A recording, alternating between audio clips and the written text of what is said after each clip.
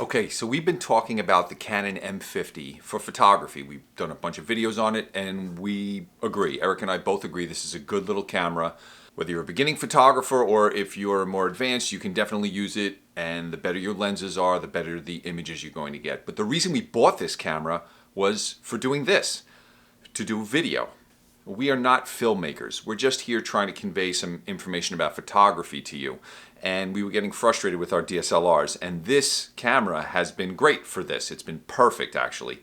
So I thought I'd do a video today on how this is for vlogging and making videos. We're gonna take a ride today, so you can come along with me. We live on the South Shore of Long Island. We're about an hour away from New York City, but we're 10 minutes from the beach, and I'm sick of being stuck in the house. It's been a rough winter so far. As I get older, the cold just doesn't sit with me anymore. I like the warm weather.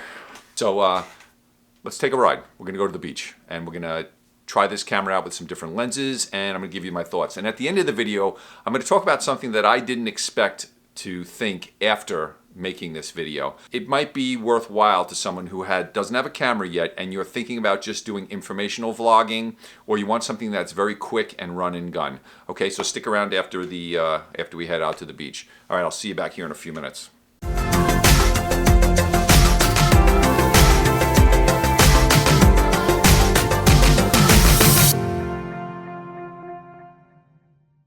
So I felt like getting out of the house today. It's a beautiful day. It's only 46 degrees, but it's not so bad out.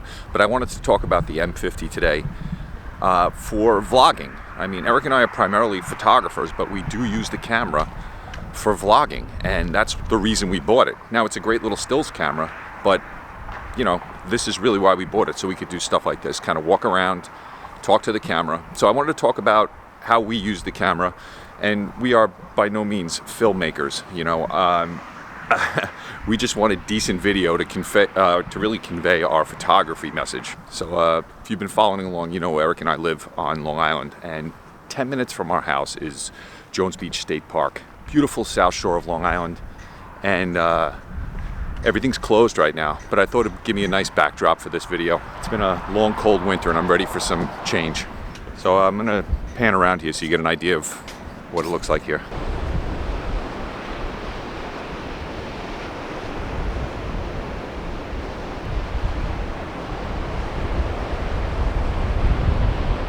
Pretty awesome to have this right in our own backyard. But this camera has been great for our sitting in the house talking head type videos. This is really what we wanted it for, so we could sit down, talk about photography with you guys, give you some pointers and tips, but we weren't really thinking we were going to use it as like a filmmaking tool.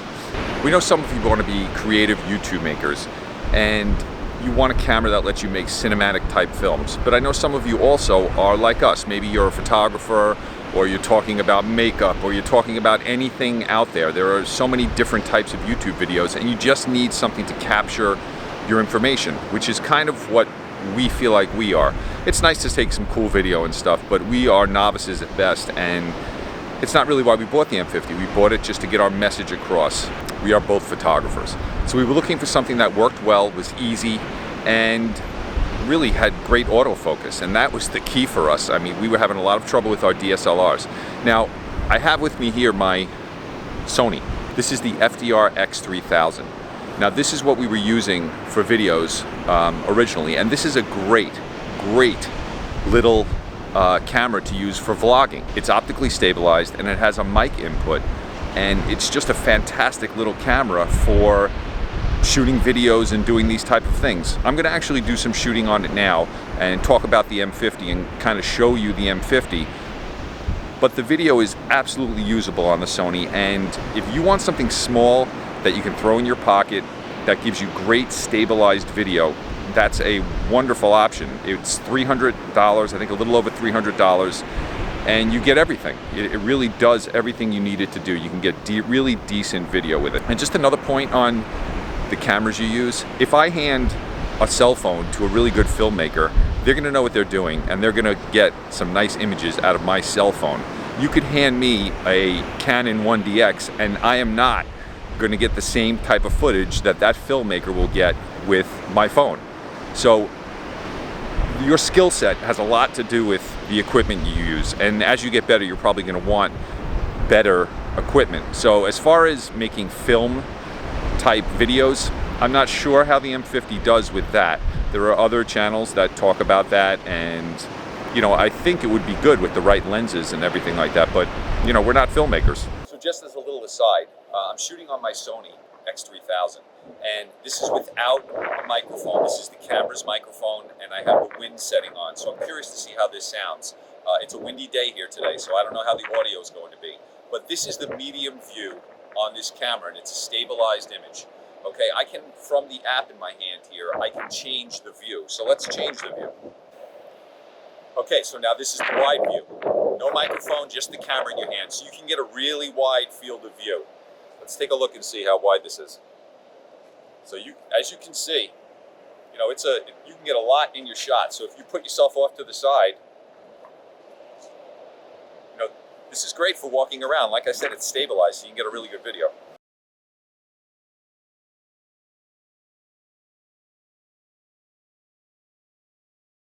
So this is just an option if you don't want to have a DSLR, you don't want to deal with interchangeable lenses, you don't want to have a big rig.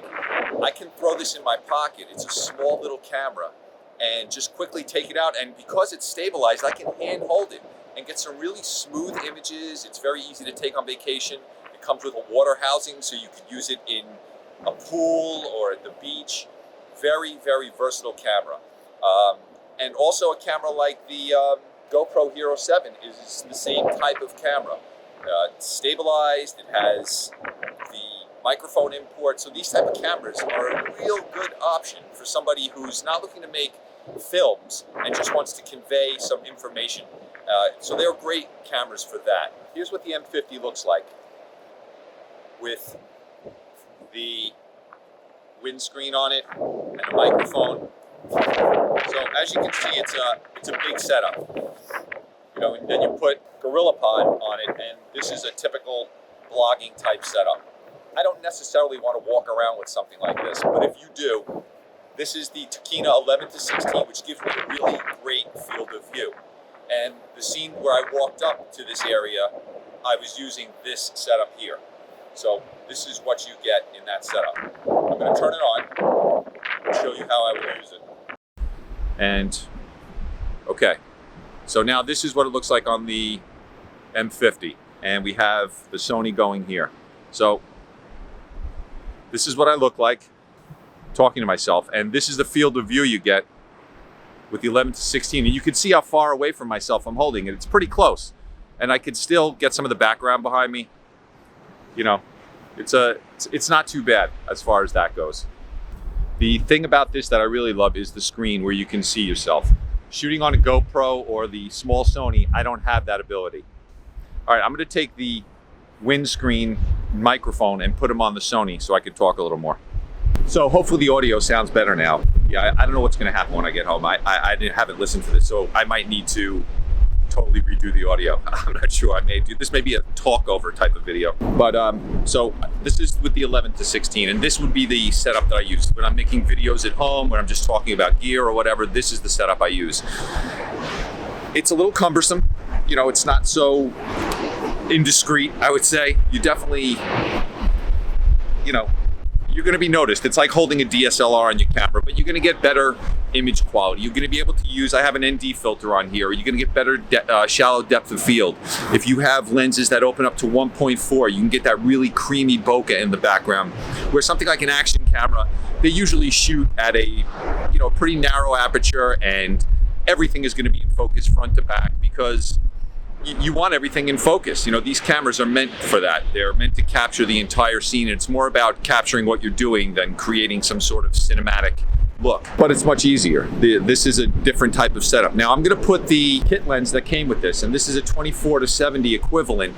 This is the 15-45 that came with the camera, and it's going to make the setup a lot smaller. Okay, much smaller setup.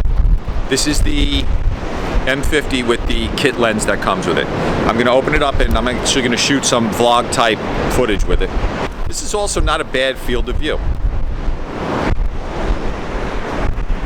Okay, so I'm looking at myself here, and this is a nice field of view also. It's a little narrower. So this is at the 15 millimeter, which would be 24 equivalent on a full frame camera. So this is about a 24 millimeter field of view. So how does it look? This is my arm fully extended. This is like a comfortable angle right here. This would be comfortable for me to walk around with. So right out of the box, you can use this camera. And I'm going to turn a little bit so we get the sun on my face.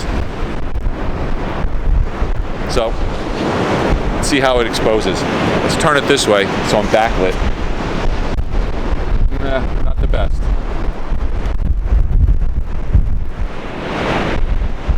That's another thing. You always have to worry about the light. A vlog is a type of run and gun situation. You can't control the light. But on a sunny day like this, you get all sorts of shadows and, you almost have to face the sun. Cloudy day is much easier to do something like this. But I wanted to get out of the house today. Winter is terrible.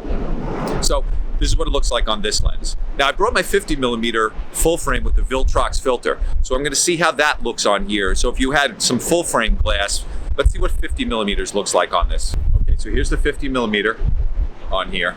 And this field of view, let's start recording. This is with my arm fully extended. Not really the best, and the autofocus is not great. Actually can't tell if I'm in focus. I don't know. A little overexposed, a little too close, I think. Yeah, so I wouldn't use a 50 millimeter on this. I bet you 35 is probably a nice focal length for this, but I like something wider. Too close. This is a great camera for photography, as we've shown you in the other videos. For talking head type videos, like at home and where it's sitting still on a tripod, where you can control the aperture and interchange lenses, I love it for that. It's really great. You don't have to worry about the focus. It tracks your face fast and it keeps you in focus as long as you have a nice lens. And Canon makes some really great lenses for video, those STM lenses that let everything stay in focus. The one thing I'll say about this, it does shoot 4K, but when you put it in 4K, I'm gonna drop a link here to Eric's video where he demonstrates the difference between 4K and 1080p.